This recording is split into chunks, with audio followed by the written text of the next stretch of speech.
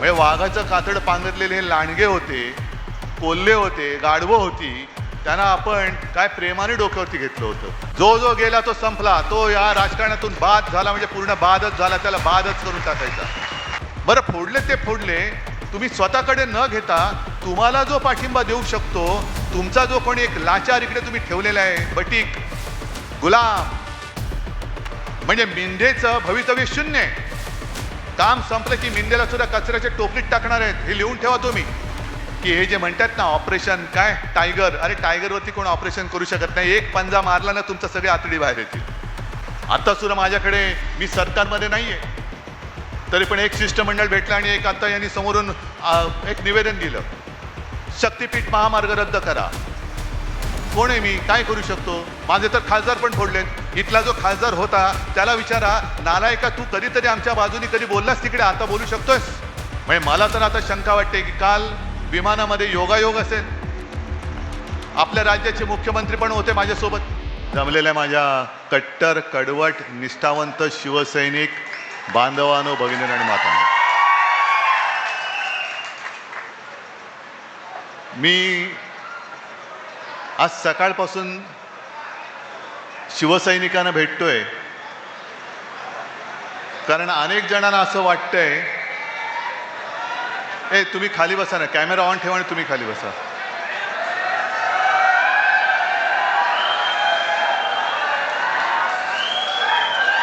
अनेक जणांना असं वाटतंय की एक 2-5 खासदार फोडले, 25-30 खासदार आमदार फोडले म्हणजे शिवसेना संपली.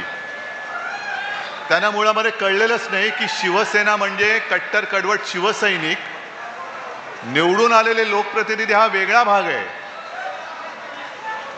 म्हणजे आम्ही ज्यांना निवडून दिलं, या लोकांनी त्यांना मोठं केलं, असे अनेक लोक ज्यांना या शिवसैनिकांनी मोठं केलं ते गेले, पण तरी शिवसेना काय संपत नाहीये आणि कोणी संपूच शकत नाहीये. नाही तर तुम्हीच बघा, या हिंगोली मतदारसंघात लागोपाठ 2दा गद्दारी झाली. आधीचाही खासदार गेला, तो तर आता तोंडच दाखवू शकत नाही, चोरवाटेने आतमध्ये घ्यावं लागलं त्याला. कारण निवडणूक लढण्यासाठी लोकांसमोर जाणार कसं? कारण तोंडाला हळद नाही तर काळं लागलेलं आहे. तोंडाला काळी फासलेली माणसं लोकांसमोर जाऊ शकत नाहीत. म्हणून हिंगोलीमधला खासदार तो पळून गेला, तो पडला. यवतमाळ वाशिममधनं आधीच्या होत्या त्या गेल्या, त्या तर उभं राहण्याचं धाडसच केलं नाही त्यांनी. ज्यांनी विशेषतः परभणी आणि हिंगोली, इतिहासच असा आहे की पहिल्यापासून कोणी कुठला इकडचा तिकडे गेला तरी इथला मतदार आणि शिवसैनिक हा कायम शिवसेनेसोबत राहिलेला आहे. गद्दारांसोबत. आणि जी मिंदे सेना आहे, नमक हराम हा शब्द मी वापरतोय, कारण ज्यांनी त्यांच्यावरती उपकार केले ते तुम्ही सगळेजण, त्या उपकारांची जाणीव न ठेवता त्यांच्याशी दगाबाजी करणारे मेंढ्या सकट सगळे नमक हरामखोर आहेत. काय बाकी ठेवलं होतं? म्हणजे यांना आता संजय तुम्ही म्हणताय, पण कदाचित त्यांच्याकडे जास्त माहिती असेल, कारण 4 वर्षापूर्वी रेट आमदाराचा 50 खोके होता. यांचा किती असेल आता माहित नाही मला. म्हणजे स्वतः खोक्यासाठी खोक्यात गेलेले आहेत, त्यांनी आपल्याला धोका दिलेला आहे. तरी अनेक जण मला तेव्हा सांगत होते की उद्धवजी यायला देऊ नका, फुटलेला या फुटणार. म्हटलं नाही रे, असं कसं, आपला आमदार होता, कट्टर राहिलेला आहे, एवढी फाटाफूट झाली तरी सोबत आहे, नाही फुटायचा. तर नाही बघा साहेब, तुम्ही लिहून ठेवा, हाच फुटणार. आणि आता नुसता फुटलाच नाही तर माझ्या कानावर आलं की यांनी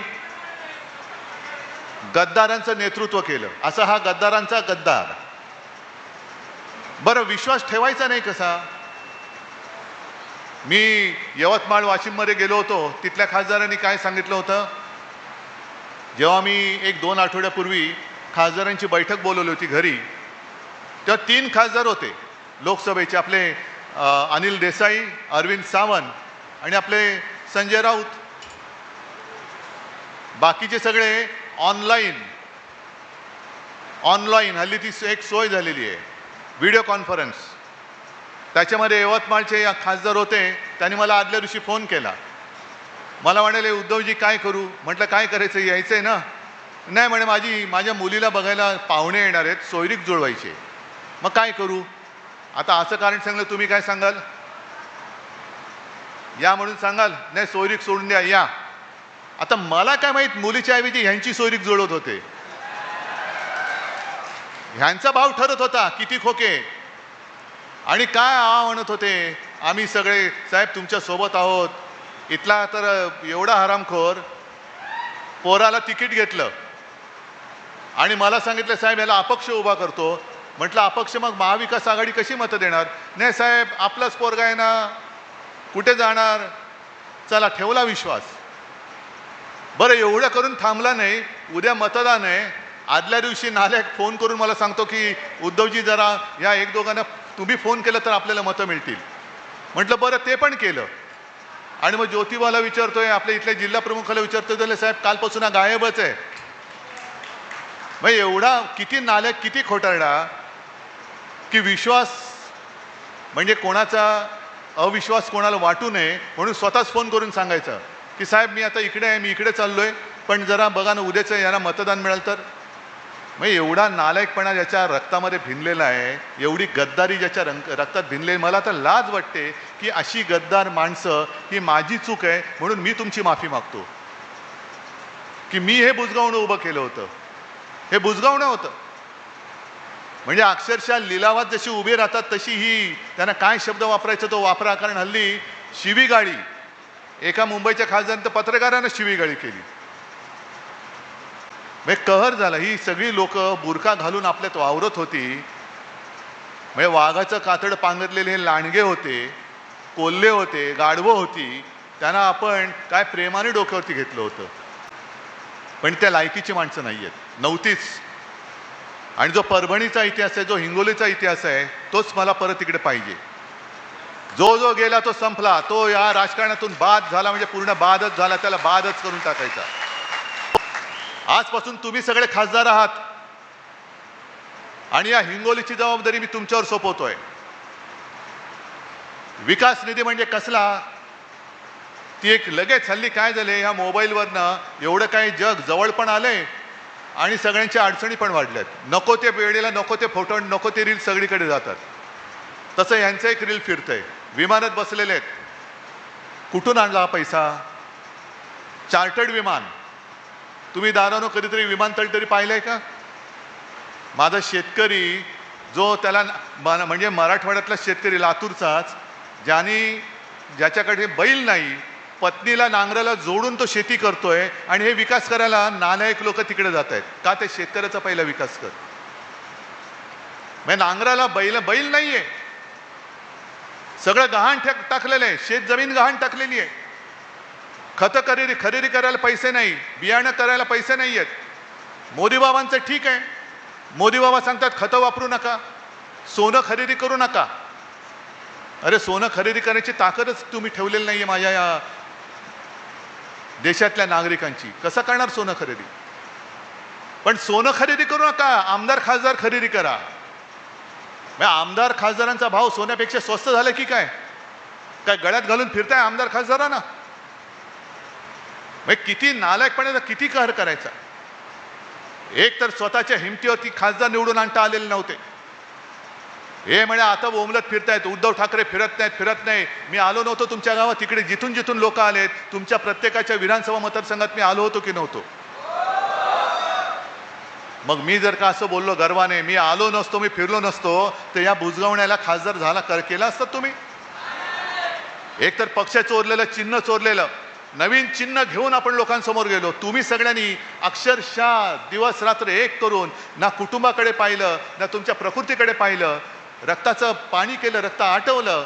समोरून पैशाचा धबधबा कोसळत होता. काय तुम्हाला पैशाच्या ऑफर आल्या नव्हत्या? कशाला काम करतो, गप्प बस, तुला एवढे पैसे देतो. अनेक शिवसैनिकांना आल्या, पण शिवसैनिकांनी त्या हरामाच्या पैशाला लाथ मारली आणि हातात भगवा धरलेला शिवसैनिक हा निष्ठेने त्याच्यासमोर उभा राहिला. निष्ठेने उभा राहिला. निष्ठा कधी विकली जाऊ शकत नाही. निष्ठेची कोणी किंमत करू शकत नाही.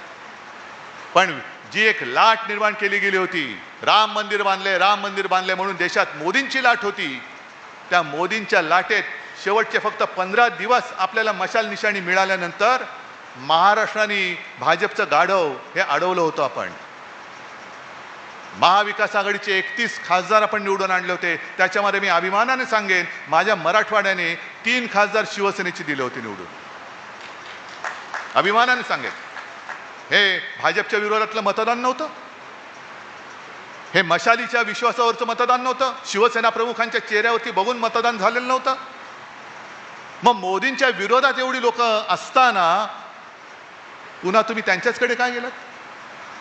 बरं, आणखीन एक रहस्य असं आहे की जिथे काही भविष्य नाहीये, भवितव्य नाहीये, म्हणजे मिंदेचं भवितव्य शून्य आहे. काम संपलं की मिंदेला सुद्धा कचऱ्याच्या टोपलीत टाकणार आहेत, हे लिहून ठेवा तुम्ही.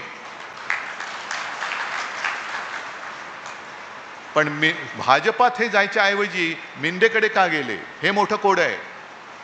का भाजपात का नाही गेले? म्हणजे मला तर आता शंका वाटते की काल विमानामध्ये योगायोग असेल, आपल्या राज्याचे मुख्यमंत्री पण होते माझ्यासोबत. मग लगेच पत्रकारांचं सुरू झालं, चर्चा काय झाली? चर्चा म्हटलं उच्चस्तरीय चर्चा होती, ढगांच्या वरची. पण मला अशी शंका वाटते की हे जे म्हणतात ना ऑपरेशन काय टायगर, अरे टायगरवरती कोण ऑपरेशन करू शकत नाही. एक पंजा मारला ना तुमचं सगळे आतडी बाहेर येतील. हे ऑपरेशन टायगर नाहीये. मला शंका येते ऑपरेशन देवेंद्र आहे. कारण आज ना उद्या, कारण देवेंद्र, त्यांना असं वाटतंय की देवेंद्र फडणवीस कदाचित उद्या पंतप्रधान पदाच्या शर्यतीत उतरतील, म्हणून आत्ताच त्यांचे पंख काप. महाराष्ट्रातून एकही माणूस दिल्लीपर्यंत पोहोचता कामा नये म्हणून त्याला तिथल्या तिथे गुंतवून ठेव, म्हणून शिवसेनेचे खासदार फोडून अमित शहानी त्यांना या मिंद्याकडे पाठवल्यात. हा माझा स्पष्ट आरोप नाही, तर माझा समज आहे. असू शकतो की नसतो. नाहीतर काय होतं, आता निवडणूक थोडीच आहे, निवडणूक नाहीये. मग कशासाठी तुम्ही माझे खासदार फोडले? बरं, फोडले ते फोडले, तुम्ही स्वतःकडे न घेता तुम्हाला जो पाठिंबा देऊ शकतो, तुमचा जो कोणी एक लाचार इकडे तुम्ही ठेवलेला आहे, बटीक गुलाम, त्याच्याकडे सरकवलेले आहेत. म्हणजे उद्या जर का वेळ आली की तुम्ही पंतप्रधान पदी कोणाला मत द्याल, तर हे सगळे गुलाम हे अमित शहाना मतदान करतील. ही पुढची व्यवस्था आहे, म्हणून शिवसेना फोडताय. बरं, विकासाचं बोलाल तर हे स्वतः चार्टर्ड फ्लाईटने फिरतात, हा वेगळाच. क्षणभर धरून चला, विकासासाठी गेलेत. मराठवाड्यातल्या आणि विदर्भातल्या आणि महाराष्ट्रातल्या शेतकऱ्यांच्या आत्महत्या थांबतील काय? विकासासाठी गेल्यानंतर माझ्या शेतकऱ्यांची पूर्ण कर्जमुक्ती होईल काय? माझ्या शेतकऱ्याचा पीक विमा हा मिळेल काय? आणि त्यावेळेला समोर उभं राहून मोदींना तोंडावर प्रश्न हे विचारू शकतील काय? जी धमक, जी हिंमत शिवसेनेमध्ये असताना होती, ती गुलाम सेनेत गेल्यानंतर हे सगळे बाडगे करू शकतील काय? आणि याचं उत्तर स्पष्ट आहे. शिवसेनेचं अस्तित्व हे आमदार खासदारांवरती नाही आहे. शिवसेनेचं अस्तित्व हे जनतेवरती आणि शिवसैनिकांवरती अवलंबून आहे. आता सुद्धा माझ्याकडे, मी सरकारमध्ये नाही आहे, तरी पण एक शिष्टमंडळ भेटलं आणि एक आता यांनी समोरून एक निवेदन दिलं, शक्तीपीठ महामार्ग रद्द करा. कोण आहे मी, काय करू शकतो? माझे तर खासदार पण फोडलेत. इथला जो खासदार होता त्याला विचारा, नालायका तू कधीतरी आमच्या बाजूनी कधी बोललास तिकडे? आता बोलू शकतोस? जाऊ शकतोस तिकडे की नाही? या शक्तीपीठ महामार्गामध्ये माझ्या शेतकऱ्यांचं संपूर्ण राख रांगोळी होते, कुटुंबाच्या कुटुंब उद्ध्वस्त होत आहेत, त्यासाठी सुद्धा लोकांच्या आत्महत्या झालेल्या आहेत. हा शक्तीपीठ महामार्ग होऊ देऊ नका हे सांगण्याचं धैर्य हे विकासवाले करू शकतील काय? मग जबाबदारी आपलीच येणार आहे, कारण विकास त्यांचा होणार. खोके त्यांना मिळालेत. रस्त्यावरती कोण? तुम्ही आणि आम्ही. जसं मी तुमची माफी मागायला आलो तसंच तुम्हाला मी विश्वास द्यायला आलेलो आहे. खासदार फुटला फुटू द्या, पुन्हा आपण नवीन खासदार आणू, आपल्या हक्काचा आणू, नव्याने आमदार आणू. पण तुमच्या न्याय हक्काचे आणि जीवन मरणाचे जे प्रश्न आहेत ते सोडवण्यासाठी हा उद्धव ठाकरे, उद्धव बाळासाहेब ठाकरे तुमच्या खांद्याला खांदा लावून, आमदार खासदार कोणी सोबत नसला तरी मी तुमच्या सोबत उभा राहिल्याशिवाय राहणार नाही. कारण माझी बांधिलकी ही सत्याशी नाहीये, माझी बांधिलकी त्या फुटीरांशी नाहीये, माझी बांधिलकी तुमच्याशी आहे. तुमच्यामुळे हे आमदार खासदार दिल्ली आणि विधिमंडळ बघू शकतात, नाहीतर किंमत त्यांची काय होती. पण हा एक नवीन धंदा झालेला आहे. एक तर काय करतात हल्ली, समोरून कोण उभा राहिला महायुतीचा की त्याच्या विरुद्ध उभं राहायचं. साहेब 100% येतो आणि मग साठोलोटा असं करायचं की बरोबर शेवटच्या दिवशी अर्ज मागे घेऊन पसार व्हायचं. पैसे घेतात आणि पसार होतात, म्हणजे बिनविरोध निवडणूक होते. आणि दुसरं हे असं, जर यांना आपण उमेदवारी दिली नसती, आपण यांना खासदार केलं नसतं, तर काय यांचं कुत्र तरी यांच्या दारात विचारायला आलं असतं, तंगडवर करायला आलं असतं यांच्या घरी. पण निवडून यायचं, शिवसेनेशी आम्ही प्रतारणा करणार नाही. म्हणजे त्या तिथल्या यवतमाळच्या गद्दारीने तर मला तो एक व्हिडिओ पाठवला कोणीतरी. 82 वर्षाच्या आईने त्यावेळेला त्याने सांगितलं होतं की तू ठाकरेंकडे जा, त्यांच्यासोबत राहा. मग आता काय आईला वाटत असेल.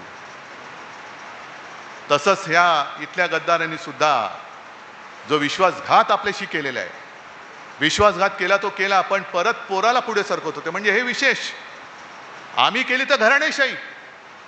उद्धव ठाकरे मुख्यमंत्री झाले, आदित्य ठाकरे मंत्री झाले, बघा घराणेशाही. अरे पण तू लेका, तू खासदार, तुझं कार्ट आमदार करायचंय, इकडे हा उपमुख्यमंत्री बसलाय, त्याचं कार्ट तिकडे दिल्लीमध्ये मंत्रिपदासाठी सगळी फोडाफोडी करते. ही घराणेशाही नाहीये. आम्ही करू ती घराणेशाही आणि तुमचं काय. बेईमानी रक्ताची अवलाद ही त्यांची पोरं बाळं जर का सगळं भोगत असतील तर ती घराणेशाही होत नाही. बरं कशासाठी तुम्ही गेलात तिकडे. आता संजय राऊत यांनी जो विषय घेतला तो आपल्याला राज्यभर करायचा आहे, करणार, नक्की करणार. कारण राम मंदिर हा आपल्या केवळ महाराष्ट्राच्याच नव्हे तर तमाम जगातल्या तमाम हिंदूंच्या जीवाभावाचा प्रश्न आहे.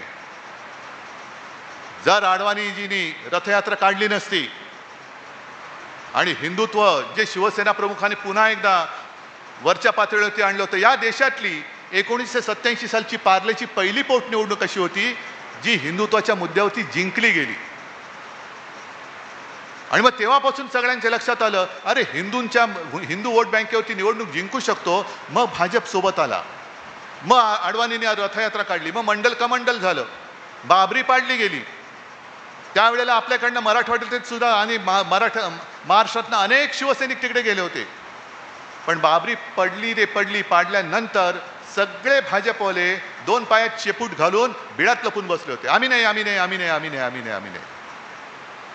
आणि कोर्टाने निर्णय देऊन राम मंदिर झाल्यानंतर काय छाती काढून पुढे आले. शंकराचार्य नको, हा नको, तो नको, फक्त मीच, जणू काय मीच सगळं केलं आणि मीच राम मंदिर उभं केलं.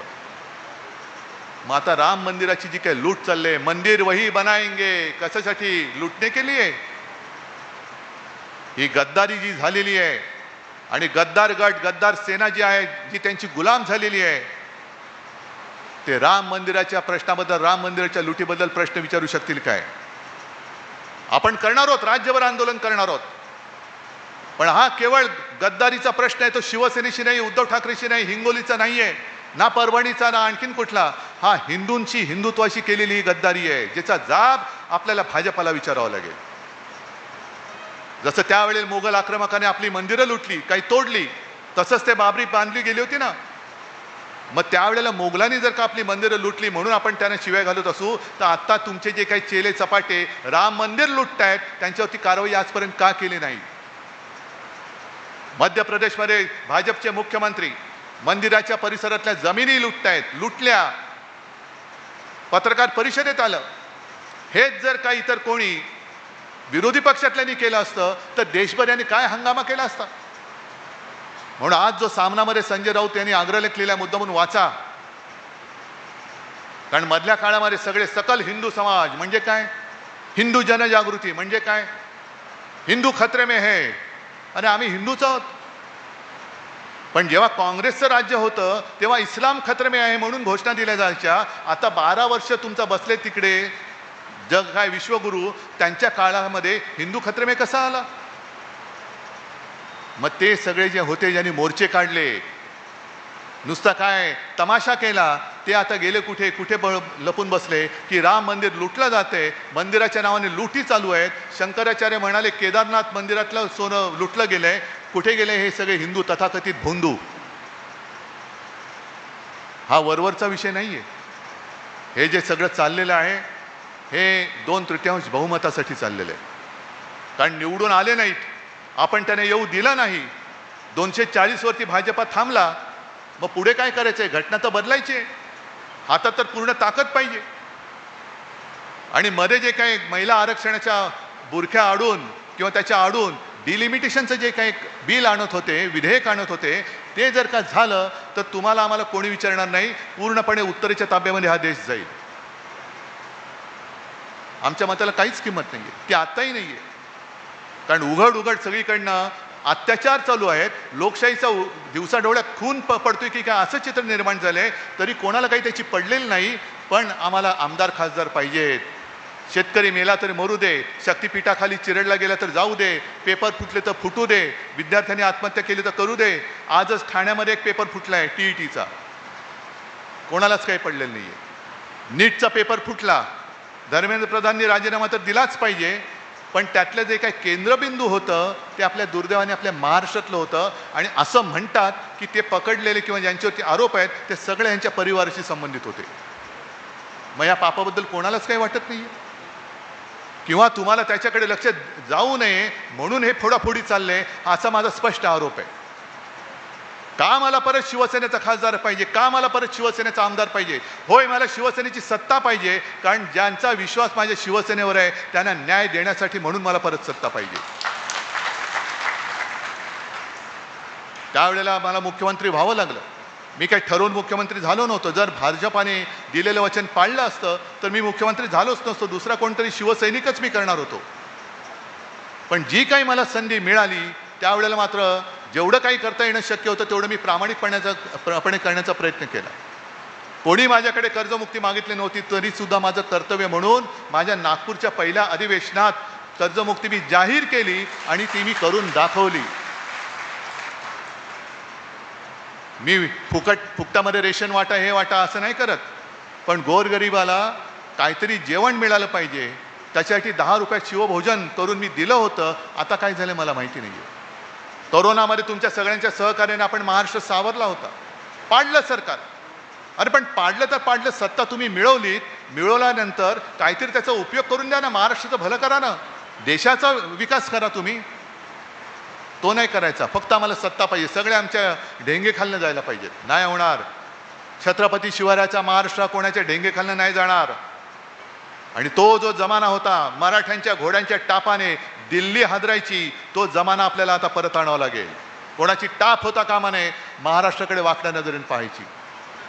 आणि मला खात्री आहे आज अनेक जण नवे जुने माझ्या समोर आलेत, कुठे काही बिघडलेलं नाहीये. मला खात्री आहे एक सुद्धा माझा कट्टर कार्यकर्ता गद्दाराच्या मागे गेलेला नाही, जाऊ शकत नाहीये. इकडे खुद्द हातगावचे कार्यकर्ते बसलेत. पण मी तमाम हिंगोलीकरांना एक आवाहन करतोय. आवाहन म्हणजे विनंती. जे कोणी या नालायकामुळे नाराज होऊन घरी बसले असतील, जे कोणी या नालायकामुळे नाराज होऊन दुसरीकडे गेले असतील, या परत या सगळ्यांनी परत या. कारण ह्याला काय होतं, ह्याच्याकडे मी दिलं होतं सूत्र, बन तू खासदार. मग अडचण त्याला होऊ नये म्हणून मग ते साहेब हा नको, साहेब तो नको, मग हातगावमध्ये हा नको, झालं. मग एक तर वाटोळं करायचं तेवढं करून ठेवण्याचा प्रयत्न केलाच आणि स्वतःही गेला. तर जे जे कोणी त्याच्यावरती नाराज होऊन गेले असतील, या बाबांनो शिवसेना आपली आहे. आज मी सगळ्यांना साथ घालतोय. या गद्दारांमुळे जे जे कोणी गेले होते त्या सगळ्यांनी परत यावं. या सूत्राने या गद्दाराला गाडा परत. आणि तुम्ही सगळे समर्थ आहात. तुम्हाला सगळ्यांना निष्ठेचं पाणी गद्दारांना कसं पाजायचं हे पक्क कळलेलं आहे. अनेक जण आले आणि अनेक जण गेले, पण हिंगोलीवरचा भगवा तुम्ही कधी उतरू दिला नाही. म्हणून मी तुम्हाला खरंच साष्टांग दंडवत घालतोय. आणि निष्ठा हा जो तुमचा जोश आहे, हा उत्साह आहे, खरं म्हटलं तर दुसरा कोणताही पक्ष असता तर खासदार फुटल्यानंतर घराच्या बाहेरच नसता पडला. पण मी जास्त नाही, मी त्यातला नाहीये आणि तुम्ही पण त्यातले नाही आहात.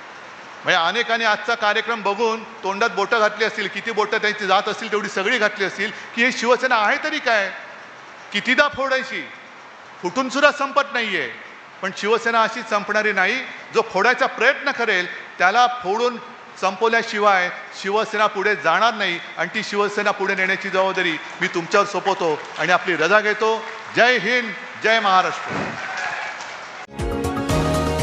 तुम्ही पाहत आहात विस्टा न्यूज मराठी.